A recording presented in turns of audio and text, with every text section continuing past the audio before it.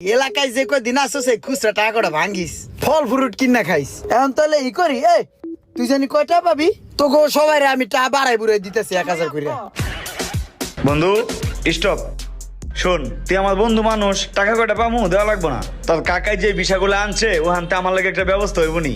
আমার মনে হয়েছে আমি পদে নিয়ে হয়ে যাই, বিদেশে ছিল। আমারও টাকার দরকার নাই, ও বিদেশ গেলে আমি কি চায়ের দোকানে বয়ে থাকবো নি? কাকাই কইছে ভালো মানুষের ভিসা দিতে, তোরা দূরে যে খেসর অল্প কটা টেয়ার লিগে যেই ধরুন রে দিছিলি, তোরা এত টেয়া তো বিদেশ যাইতে পারবি?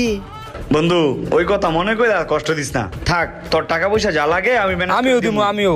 হন তো করে একটা কথা কই, টাকা পয়সা কিন্তু সবাই দিতে রে, কিন্তু সলিড ভিসাটা কিন্তু সবাই দিতে পারে না। তগর যদি মন থেকে যাওয়ার ইচ্ছা থাকে তাহলে আগামী 2-1 দিনের ভিতরে টাকাটা ক্লিয়ার করে দিবি।